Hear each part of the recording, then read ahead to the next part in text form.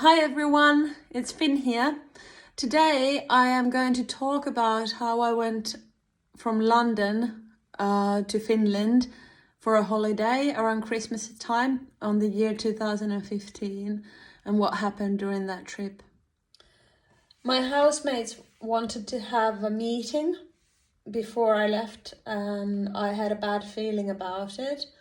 So I avoided going home and I just left for Finland and I avoided that meeting. I had a bad feeling that it was something negative about me.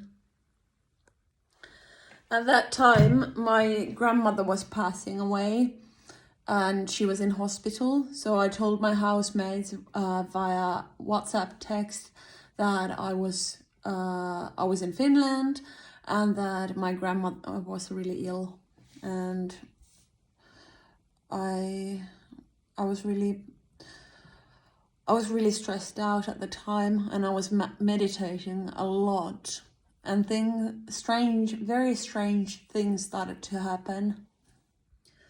On my way to Finland, when I was in, I flew through Stockholm, so I was in Arlanda airport, and I was doing a walking meditation there, and there was baby crying, and I walked past the baby and I sent the baby metta, and metta means kind and loving kindness meditation.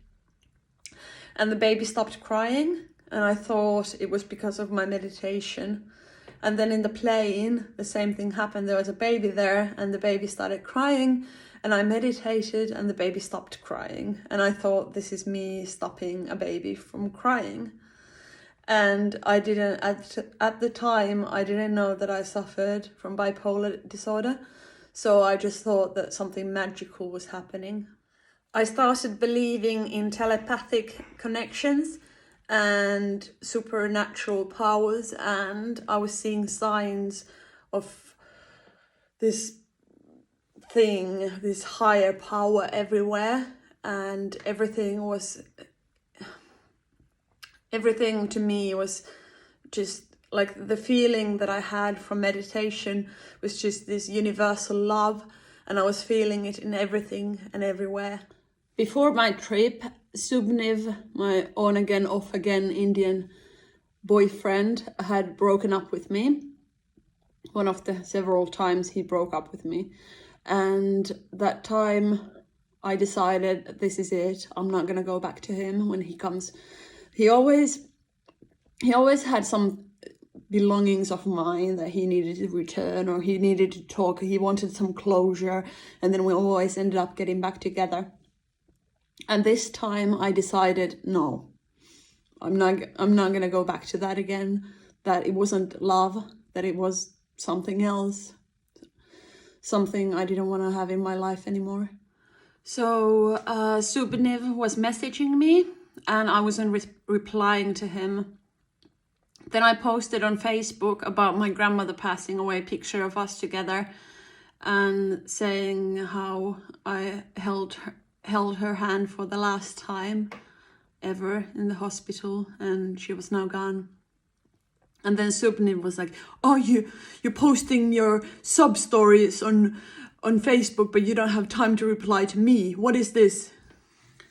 And the fact that he didn't have really any empathy for me or understanding of my situation, how badly I was suffering at the time, made me feel like I didn't want to have this person in my life anymore. And then I had my phone shut for a couple of days, and I turned it back on. And there was a message from my housemates. We had a Lithuanian housemate called Alejandro. And Alejandro was really spiritual and really like peace loving.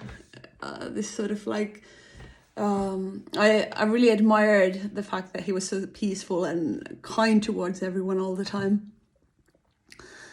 And there was a message sent from his phone saying that my housemates have got together, made a decision that they want me to move out, that they don't want me in the house anymore.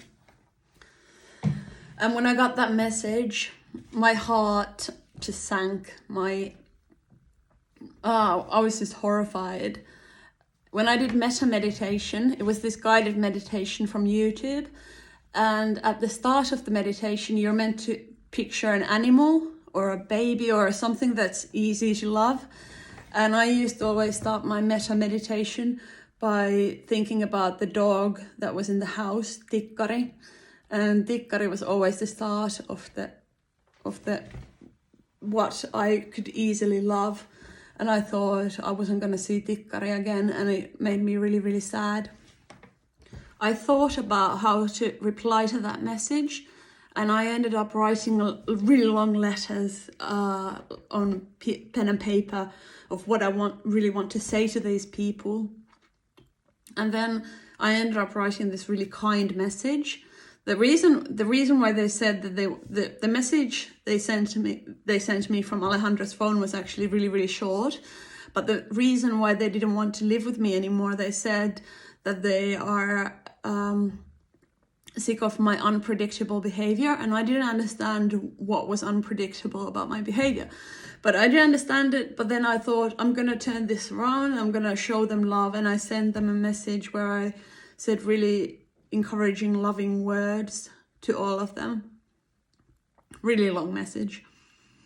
And then possibly now thinking on hindsight, I could have just been like, okay, you don't want to live with me? All right.